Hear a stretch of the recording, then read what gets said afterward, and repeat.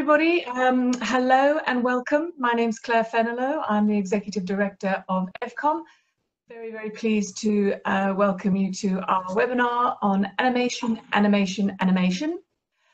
Just a few points before we get going. The event will just flow through for about half an hour, 40 minutes with a chat amongst the panel. If you have any questions that you'd like addressed, could you please post them into the comments and chat section, and then what I will do is I'll gather those and group them and then put them to the panel at the end so that they can address them as a panel rather than them having to try and look at them while they're talking. But with that said, I'm going to hand you over to Nick Tanner from the Edge Picture Company, and he will introduce the panel to you and then take it from there. I hope you enjoy it, and at the end of it, it will all be visible and on our website with various resources that you can address as well. So please do enjoy your hour, and we hope to see you at the next one as well. Thank you. Bye. Thank you, Claire. Hello, everyone. Thanks for joining us today. Hope you're all safe and well. With us today on our panel to discuss animation, its pros and cons, the styles, the technologies and types of animation we can use, and perhaps looking ahead at where it's going. We've got Jonathan Brigden from Studio Giggle. So hello, Jonathan. Hello, everybody. Yeah, there he is. Nina Harrison from Visualise That. Hello. Hi, Nina. Lance from Visualise That is also live scribing as we speak, and that will be shared after the webinar. Asra Ali-Khan from Liquid TV. Hi. And Gabriel Edwards from Liquid TV as well. Hi there. So I'd like to start really by a quick roundup of what everybody's working on at the moment. Obviously, we're in a situation now where live action filming is very difficult, nigh on impossible. So what are you guys up to? Jonathan, let's start with you. Well, we've been quite busy the last 5 weeks pivoting all of we do film as well as animation, although we're predominantly an animation company. But we've been pivoting a lot of our film work into animation and trying to persuade clients that that's a good way of presenting what they originally wanted as a film. So that's been quite a tricky task, and also just making sure that all of the work is just really flowing through the company as smoothly as possible. So we released we did an internal R&D project recently with a generative software called Notch, and we did something with motion capture suite, which you should be able to see at the end of this webinar. So that took a couple of weeks, and that's been released now. So I encourage you to watch that. And we're just really doing the same kind of work that we usually do. I think the biggest issue for us is that all the event work, we do a lot of work for events, has all dried up completely. So we're now trying to replace that. Great, thanks, Jonathan. Nina, what are you guys up to at Visualise That at the moment? We'd actually been commissioned to produce a number of animations actually prior to the lockdown, which were incorporating video interviews with contributors for a financial organisation. And what we've managed to do, first of all, the initial reaction was to just say, let's just make these as straight animations.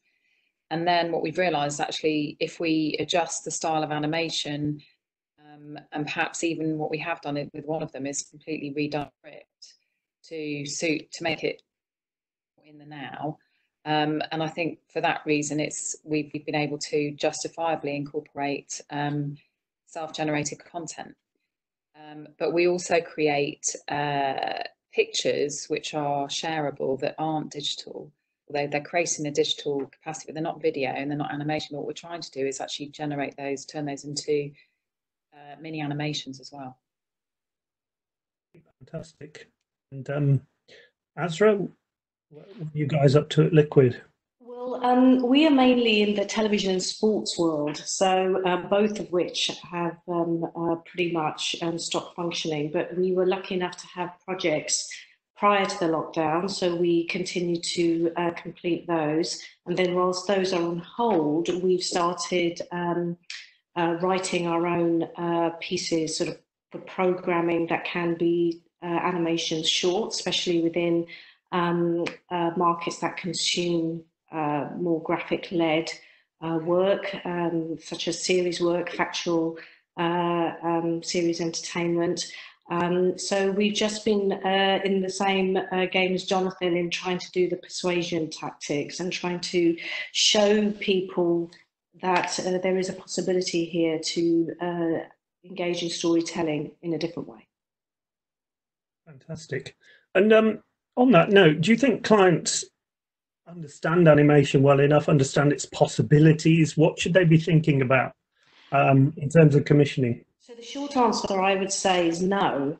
Personally, I think a lot of people see animation as tinsel, or they will call it graphics and put it in a sort of a lowly level of a slight addition if they need something to be explained.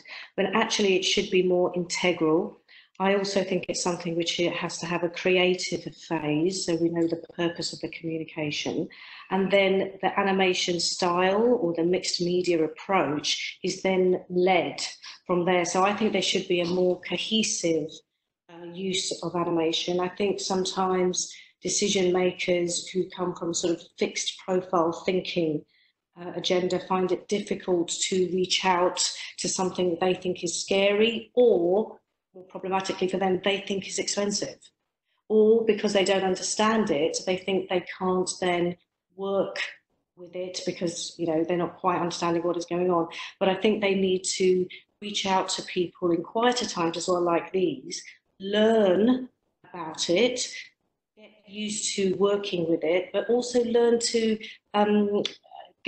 work with teams that they trust, build a rapport, or build an understanding. Then you get better value as well, because we engage with people and do some work gratis to help them also win projects, so that then they have a reason to say, you know what, this should form part of the portfolio of their work. Brilliant, thank you. Nina, what would you say to that in terms of perhaps misconceptions about animation? Well, I was going to sort of add to what Asra's just said, actually, in that I think one of the issues with animation is people perceive it to be not personal enough. So it's very hard to empathise with the story if it's in animation. But I think, and they want the real life person, or they want the personal storytelling approach. But actually, the way that animation has developed, there is the ability to be incredibly persuasive and emotive and impact the audience still through the script and perhaps the visual approach, and also some of the animation techniques that can be used. So I think that's potentially why people are still stuck in this frame of mind that animation is there's a barrier between the audience and the storyteller. I don't know what other people think about that. Well, Jonathan, I was going to bring you in on that, because you shared the lovely isolation film you made, which has no dialogue, no faces, yet I felt very moved by it. You know, I think an animation is an incredibly powerful tool emotionally. What do you say to that? Yeah, I mean, we don't seem to have those problems that have just been described so much. I think because people just generally come to us for animation, they know what they're going to get. Sometimes there is an initial thought that it might be cartoons, for example. You know, that's the thing. Oh, I'm going to get a cartoon, but nothing could be further from the truth, really. A lot of our stuff is quite immersive and sometimes photo real. So it could be sort of going into the visual effects world as well as the sort of animation world. So there's a very fine line between where our projects cross from one to another. And I think, if anything, animation can show even more emotive subjects. And and you have to look at any short from Pixar, for example, then that they're always quite sentimental and pulling on the heartstrings. So it's really important, I think, with any client to show them a big tranche of work that you've done before, so that they can actually decide whether they like this or whether they like that, or they don't like this or they don't like that, so that they really do understand exactly what they're buying. I completely agree with you on the Pixar front. They are some of the most beautiful, powerful films ever made. But on that note, do clients come to you wanting, The Incredibles and having a budget for, 2 pieces of paper and some fingers? What are the differences in techniques and costs, I suppose, is what I want to get into. There's 2D, 3D, stop motion, all sorts of technologies out there. Who wants to take that? I think we decide on the animation approach depending on many things. We're looking at the brand values, the audience, where it's going to be shown, the format, and then we will make a decision whether it's something that would be an organic piece of animation, whether we would film something and then we are enhancing that, or we're doing high-end 3D, or deciding to make something into 360. It's in terms of cost, we approach our work by that's probably one of the earliest things we will ask is, what is the budget spend that the client wants us to work within? And then we will work our creative ideas and approaches, look and feel, and methodology to cut the cloth to fit.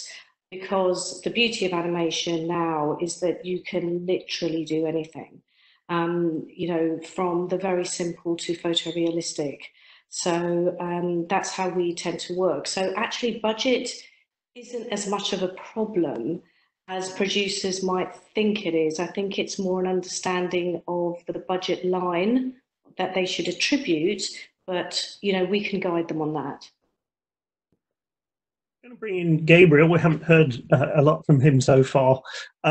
Gabriel, can you talk to us about the difference between 2D animation and 3D animation a little bit, and what the implications are on that? I think there's sort of pinpoints where we're sort of talking around, which is how wide a sort of subject animation is. We have some things that, okay, we can call them 2D animation, but they almost look like slow-mo live action, sort of manipulations. With the animation, obviously, it's just, as it tends to suggest, it's moving on just a sort of a flat plane, and in traditional terms, they were sort of drawn cell by cell. We see a lot of these days, particularly in the corporate sector, After Effects use 2D animation because you can puppet stuff and produce animation communication really quickly like that. 3D, people have always gone, okay, well, that's going to be really expensive, and obviously because of the complexities that are possible within 3D, it can get very expensive. But it can also be really quite quick. A lot of the packages these days get very good fast feedback about what you're going to get. You can rig a character. There's even some auto rigging software available. You can have a character up and running in a really small amount of time and express quite a lot with it. So animation is a huge, great sort of wide area. 2D and 3D. Thank you very much. We're just losing you slightly, Gabriel, in and out on your audio, so might just have a little check on that. Nina, what sort of techniques do you use? We talk 2D and 3D, and do you use stop motion as well, that sort of thing?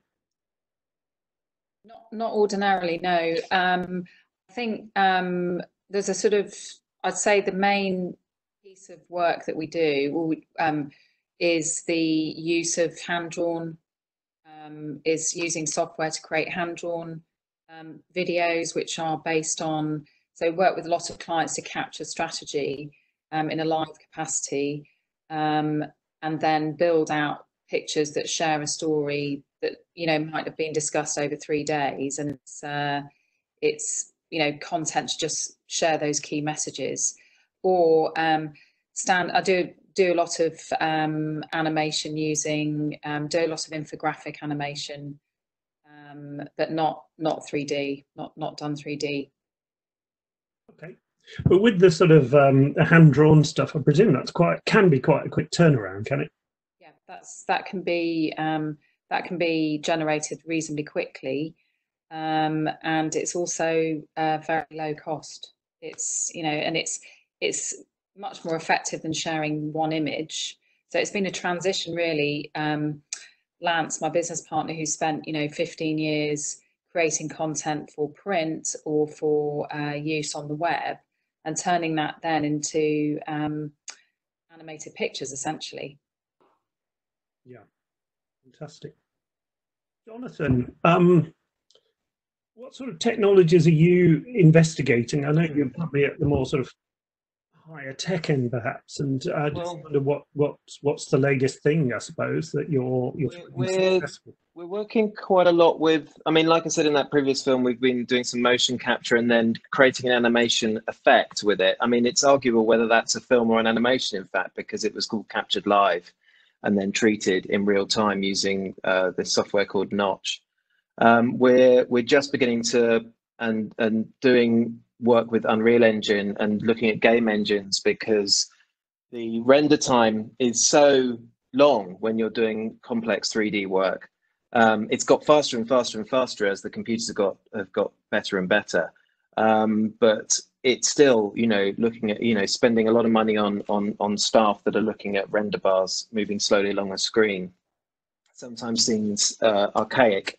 And so we're really exploring GPU rendering. We're exploring, like I said, Unreal and Unity. Notch is very good for graphical work. So we're doing lots of graphical work at the moment. And it just means that we can get things done quicker. So I think, where people look at animation as a slow process, it's getting faster and faster. So we just embarked on a project yesterday that's a very simple graphical animation for a charity. It's 30 seconds, but we're going to get it done in 2 days. So it's a very, very quick turnaround. And obviously at the moment, where a lot of work has dried up, you want to grab every opportunity that you can with both hands. So, without wanting to drop rates too much and all that kind of thing, you do want to, get the work and get it through the studio so that your staff have lots to do. But those are the kind of things we're working on at the moment. The other thing is obviously VR. We're doing bits and pieces with VR and extended reality as well. So a studio that it's a bit like a sort of green screen studio on steroids, really. So you've got a camera that can move around and the graphics change as the camera moves around. So it's constantly tracked in real time. So that's something that we're working a lot on at the moment. And we're taking this time actually to perfect that. So it means that we can actually do a lot more work in R&D that we didn't have time to do before. Thank you. Asra, clearly everyone's working and busy, and that seems to be one of the advantages of animation, or whatever combination of animation we're using at the moment, to step in and fill that void that has been created by the lack of live action. How would you say animation is faring at the moment in general? Oh, I think it's faring very well. I think it is, we can all work remotely. That's, really one of the biggest advantages of it is the setup and being linked to everybody very easily and being able to output a lot of work. I think as a technique and a tool, it's perfect for what is going on right now. The issue is joining up the dots of those within our industries to exploit it better. I've been actually quite surprised at how slow some people are to see that there is a lot that animation can do to aid, enhance, repurpose, or revision where a project might be stuck, at least have that conversation. But I think it's this is exactly the time where animation and animators and people wanting to learn animation, it's a perfect time for them right now. Nina, do you think there is an opportunity here to sort of show the world what animation is capable of in so many different forms? I think definitely. I mean, I think one of the points is, you know, I know we've touched on VR, but you could even move into VR more. But I think, you know, with time, perhaps time where you've got time sitting in front of your Mac or your PC or whatever piece of equipment you're using, like Asra just said, you know, taking the opportunity to learn some new techniques. But equally, I think, you know, one of the questions I have, which I'm sure many people do in our sector, is, are the budgets going to be there to create the content in the same way that we've been accustomed to in our previous existence? You know, is it going to be a case of, you know, in the way that people are talking about the working world shifting and real estate, is it going to be the same? Is filmmaking going to be the same? Potentially not, because I think if people can see the opportunity that animation brings, it may not be necessary to have a huge shoot with lots of people. I wonder whether it might not. I'm not suggesting it would be an overnight thing, but I think if people have got to grips with the technology and they're comfortable with the medium and it's actually achieving the same objectives, I think, you know, ultimately it's what's the objective of the communication, and if an animation can achieve it, then I think there will be a shift, and I wonder whether it's going to come sometimes down to budgets. Yeah, I mean, Gabriel, what would you say to that? I mean, it seems to me that that we all have to be even more creative now to come up with answers for, you know, restricted filming opportunities and potential budgets. Yeah, I mean, I think it's as I was saying, a question of educating our clients what can be done in that world, and we've certainly been doing that since the lockdown. A lot of our animations in the communications sector involve around a sort of a housing structure. So you can take assets, like stuff you shot previously maybe, and you can tell a new story by sort of wrapping it up in animation. And I think that's going to be very valuable for people who can't get out there and shoot. And as Nina was saying, that people will come to realise actually there are other ways of getting this message across, possibly getting it across better than sticking the chairman in front of the camera and doing a piece to camera like that. So there are definitely opportunities to be had there. Education. Thank you. So if a client is thinking about using animation for the very first time, what would you say to them, Jonathan, in terms of how should they approach a project if they're thinking, okay, we need to make a film of some kind, but obviously we can't film anything at the moment. What do we do? What would you say to them? Well, for all animation has to follow a process anyway. So immediately there's a ton of questions that we ask our clients, because often, like you've alluded to, Nick, that they come without really much of a clue of exactly what they want. They might give you a brief, but it really is a jumping off point for what they're trying to say. And I think, like Asra mentioned, you know, if you can find out their budget first, I mean, it's a bit of a chicken and egg situation, because they never want to give that up lightly, as we all know. So it's really trying to kind of persuade them that, I mean, the thing with animation is it really can, you know, go from 5,000 to 500,000 in a heartbeat. So it really, you know, as soon as you add a character in there, for example, or any kind of animated character that's 2D or 3D, and you're talking about how that person looks and, you know, how tall they are and how they walk and how they, you know, their face works and all of that kind of thing, it immediately becomes a very subjective discussion. So you're constantly asking questions and showing previous work. Hopefully you've got enough work in your own archive that you can show them existing work, but often you're going, you know, or you're asking them, show me something that you like, that you want to see, and that inspires you, and then that can be something that you can start with. But like I say, it sometimes is a very short conversation, because people come to us with dreams of Pixar and have £1,000, and so the conversation ends quite quickly, and sadly, but it's just trying to get to the nub of what they're trying to spend, what they wanted to do, what elements are in there, what's the story that they're trying to tell. One of the most important things, obviously, it's sort of the story has to come first, and then the technique maybe be laid on top. But it's just being very inquisitive with that client. I mean, usually you hopefully have an existing relationship with somebody, but and you fall into that shorthand conversation that people understand what you're providing. But when it's a new client, it's often especially that first job, it often doesn't make as much money as they do down the line, because you're spending so much time on the phone with them, consulting with them and trying to eke out what they want from their film. Excellent. Thank you, Jonathan.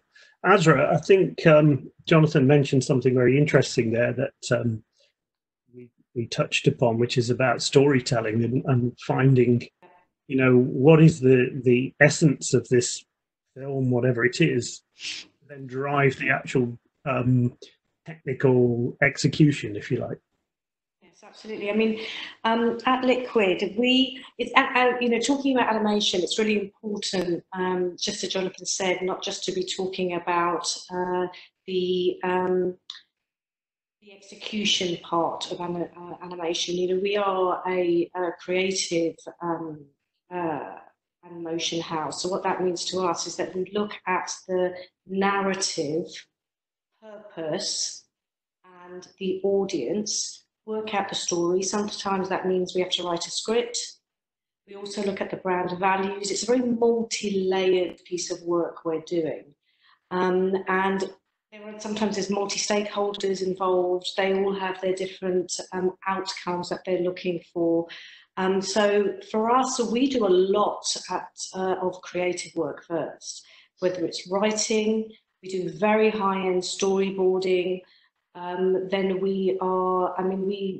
I very much tend to try and do everything face-to-face with clients. So, because I can really read between the lines as to what a client is saying and what they're meaning, and for you to be able to fill the gaps in for them. I think Jonathan's point about asking us questions is extremely important in that journey. But for us, I will always act as the punter.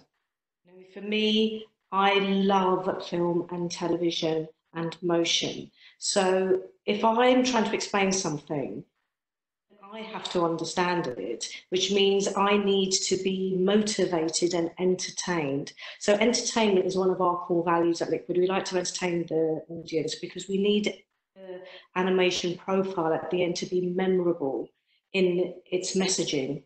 So, that's how, storytelling for us is a mainstay, conceptual thinking, and then the animation avenue, be it stop motion or live action, enhanced in some way, or traditional, becomes relevant to really the whole tone of the piece that we're trying to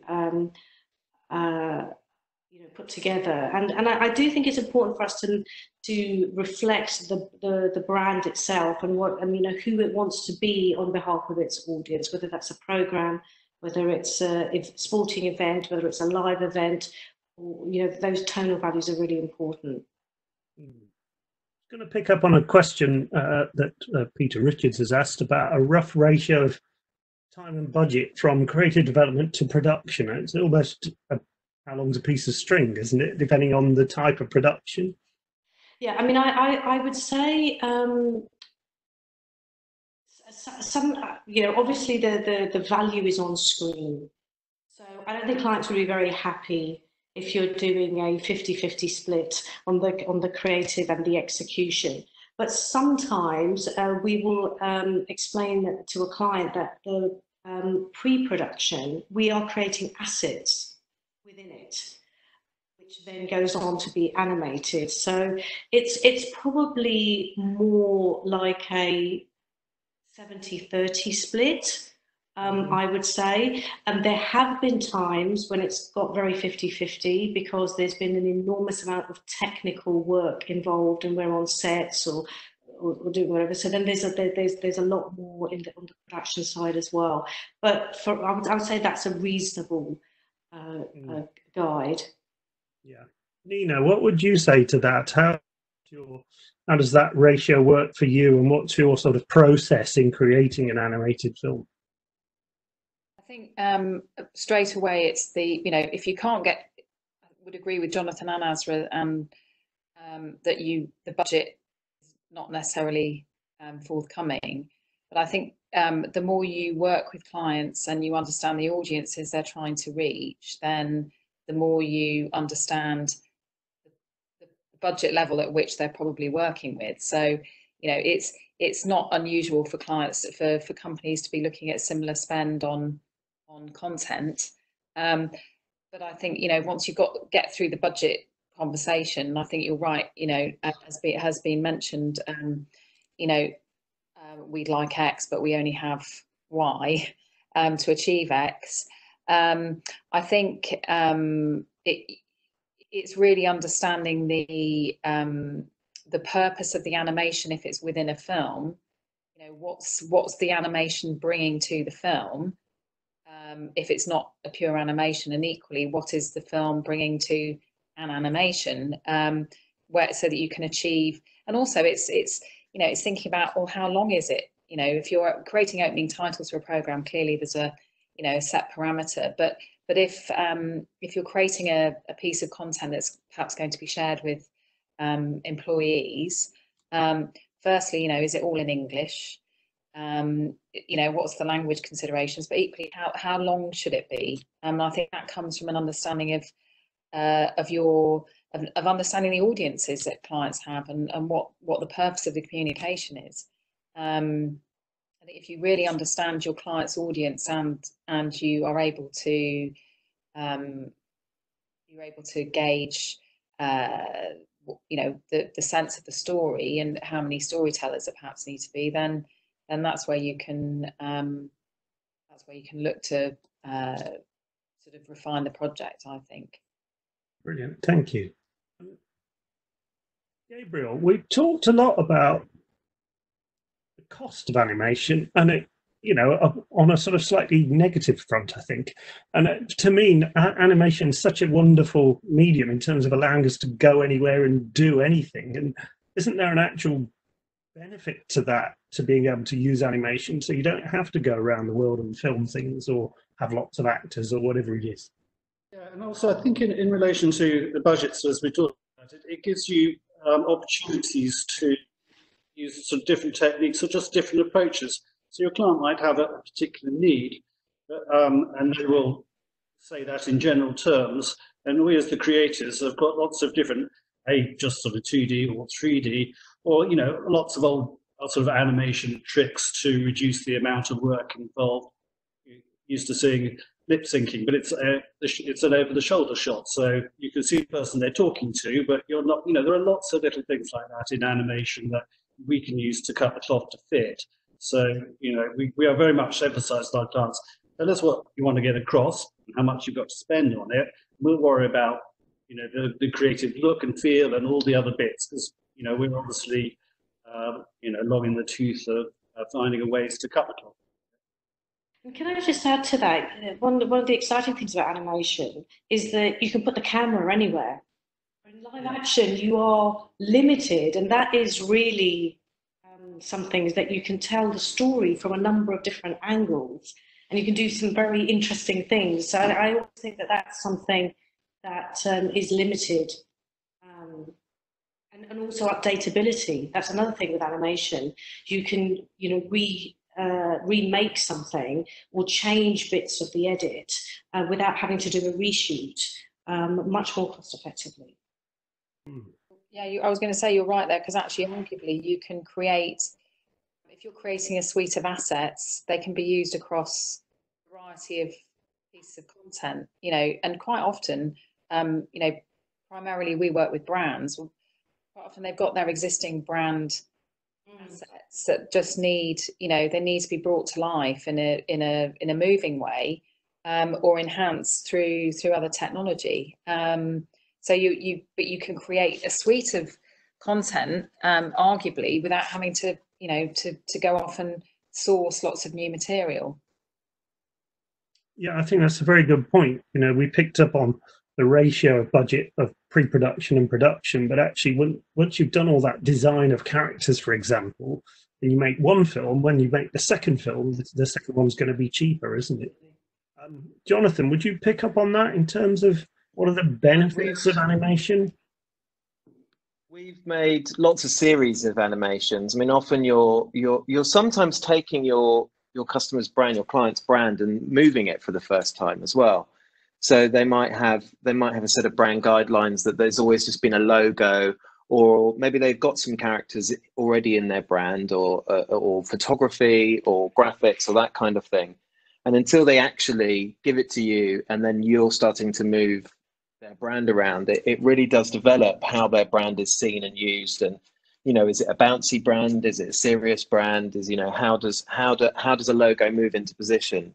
So, you know, quite often we are making series. So you will create maybe a look or a set of characters, for example. So say you're explaining something for training, and you want to show the staff of that organization, and they might be a certain kind of quite simplistic character. You can use that character over and over again. You can set up a whole suite of infographics that are part of your tool kit for that particular client. It feels very much like it's theirs, and the time scale comes down drastically once you start getting into that rhythm with the client as well, because so often it's a sort of getting to know you creative relationship that you know, we've all had clients that have been very difficult to start with, because you're just trying to get into their head and understand what they want and root around and give them what often they're not articulating very well.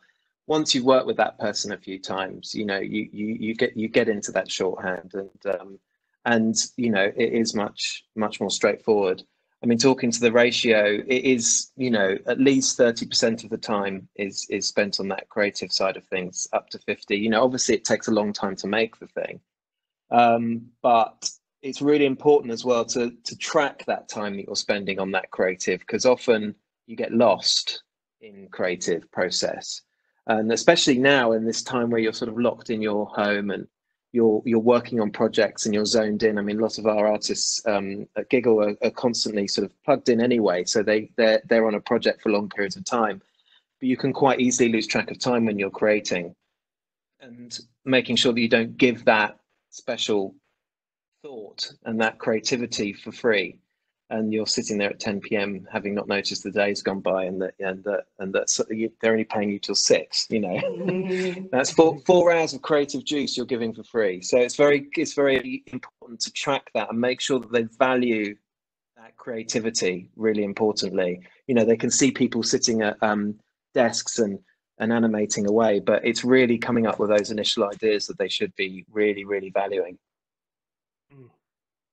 So what would everyone say to fellow animators and visual content creators, graphics designers, etc. at the moment? You know, where do you think animation's going, particularly at the moment, but also sort of broader in the future? Let's go to Gabriel for that one first. I think to fellow animators and designers out there, it's the time to get stuck into all those sort of ideas and projects that have been floating around that you haven't had the time to do. And I'm finding that, you know, a real sort of a real bonus of this, of getting stuck into some of the R&D and creative. You know, where it's going in the future, I think that, you know, there's a sort of basis of animation that hasn't changed for 100 years. We think a lot of things like projection mapping are new and novel, but actually Disney was doing that in the 30s with plaster heads and stuff. So I think that base will always stay there, but we're getting to a whole new sort of set of tools. We're starting to use sort of Unreal and Unity into projects. There are more and more tools that automate parts of the process, so you can just get on with the creative part of it, the animation part of it, expressing an idea, just expressing motion as the core of animation. So it just gets easier and easier because you're dealing with less of the technical stuff. So it just, keeps broadening out, and it's just fun. Just get in there. Thank you. Nina, where do you think it's heading as a medium? I think animators should be feeling very positive, because I think, I mean, I don't have a crystal ball, but I think I fear that budgets will be reduced, and for content creation, purely because with so many people losing their jobs in business, in sectors that are usually clients, one might think, well, would they start questioning the spending, how they've been spending on content creation? And I think, are they going to be looking for new techniques and new ways of still being able to communicate? Because the world will keep turning, and they will still need to be communicating. So arguably, certainly people who are small operations, who might have reduced overheads, might think, well, this is actually a great opportunity to start exploring other techniques. But equally, I would think, start thinking about clients that haven't, almost as we started really, people who haven't yet started using animation, and start looking at how you might be able to help them do some animation, start producing some content, and looking out there and saying, would you like something like this? Or your competitor is doing this, perhaps you should consider doing this as well. And if we are going to be in a world where generation of content is self-generation of content, then animation can enhance that. Brilliant. As I'm going to pick up on another question, how are you encouraging creativity whilst in lockdown?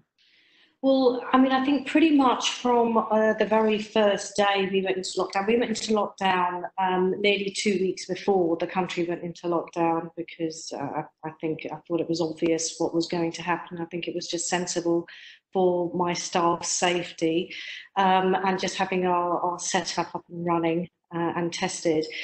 So, as well as the work that we had on at the time, everybody had to go away and come up with short form program ideas. You sort of look at what's going on in terms of the loss for audiences, so entertainment, sport and kids. So we worked around, we did it as teams, we brainstormed, we did it separately, we used the same processes we always do. We did research, we did mood boards, we wrote things, we did some test work. So Gabriel's point is very true, and I'm sure it's true for everybody who works within motion, is that you just don't find the time to play. And that's one of the things I would really encourage people is, surprise yourself. This is a good time to play. You aren't fettered by the remit of a brief. So, which you're often hemmed in by, so that allows you to do things that you might otherwise not get to do. So, not having a brief has actually sort of released quite a lot of thinking and artistry. We have very different disciplines. I tend to hire very eclectically, so that people have what I would class as innate skills, that they bring their style to something, and then they can learn different tools of animation or software of animation, but they should have some passion that they bring to the table. And so it's given them that opportunity to do that. And there is no doubt that things have been developed that we will be able to use in the future. Fantastic. Brilliant. I'm going to pick up on another question here for Jonathan, relating to artificial intelligence. I'd imagine, artificial intelligence already plays a part in certain types of animation already, doesn't it, Jonathan? Yeah, animation software has been utilizing to a certain extent artificial intelligence for a long time, but it's in many ways, I think it's more of an opportunity than a threat, which is the question. I think, you know, artificial intelligence is a bit of a dark art at the moment, and it wasn't that long ago that 3D was a bit of a dark art. And it you know, for a good 20 years, 3D animators that were really, really good at what they did were like gold dust, you know, and could charge an awful lot of money for their services. That's increasing in new applications that people are using all over the world now. And if you have a mastery and a control over your tools, that you can utilize those for a great creative project, you're always going to be in work. I think it's a massive opportunity rather than a threat. I think, you know, there are going to be certain things that become more and more automated, and, you know, creativity is you know, potentially the whole of the creative industry is under threat from artificial intelligence. You know, if you can automate anything in an artificially intelligent way, but I think the creative spark will never die. You know, people will always have that, and that is a human attribute. And it's a long way off on that, I think, at the moment. Fantastic, thank you. Claire, I'm aware of the time being around 4:45. I don't know how much more time we have to. That's fine, actually, and you've taken the questions as you've gone along, so that's perfectly fine. I would suggest that you take this opportunity to wrap up now. Okay. There was one question that I noticed early on. What sort of clients are interested in extended reality? That's interesting at the moment, because we're all locked down at the moment. Extended reality offers a really good opportunity to do remote presentation on a studio floor where no one else is present, so you can automate the whole process. So if you have moving head cameras, for example, and someone can walk into a studio completely, you know, adhering to social distancing, and be in an LED environment so that they can see what they're, you know, in the weather people that are, you know, gesticulating to a green screen. They're very experienced at gesticulating to a green screen, as are Hollywood actors that are constantly doing that.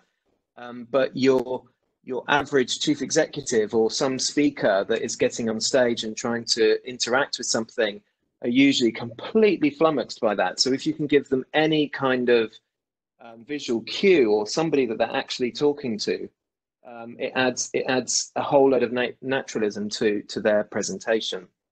So an extended reality studio enables them to really do a meeting. I think for us, it's keeping the meetings industry going and the events industry going, so that people can actually feel like they're presenting live in a really, really vibrant environment, because we're constantly being asked, you know, not in this situation, to create innovative environments for events. So whether that's immersive or projection mapping, as has been mentioned earlier, and this is the next stage on from that, and it just enables everybody to operate in isolation. So we can do all the graphics, for example, from home. The studio can be solely operated from another room, and the person walks in, delivers what they need to deliver. And we're looking at streaming in, you know, up to 50 people into that space, so that you can have a proper conference kind of feel, and then that gets broadcast on whatever platform you need to be broadcast on.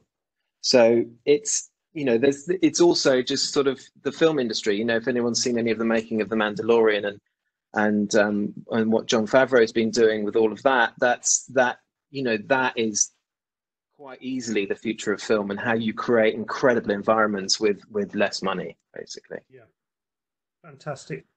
Well, on that note, thank you very much to everybody. Really appreciate your contributions today. I'm sure everyone's found it fascinating. Thank you to everyone who's been viewing as well and listening along. I hope it's given you some insights into the world of animation at the moment and where it's heading. And thanks very much. Stay safe and well, everybody. Thank you. I'd like to add my thanks to Nick from the Edge Picture Company for facilitating, Asra and Gabriel from Liquid TV, Nina and Lance from Visualise That, and Jonathan from Giggle. Thank you all very, very much. Thanks for your input. And as I had said at the beginning, we were unable to show the films during the discussion, but they will be on our website. So please do go back to the website and have a look at those, because there's some lovely, lovely little bits and pieces as examples. But thank you very much for joining us all. Goodbye for now. Thanks very much. Thank you. Thank you. Bye. Bye.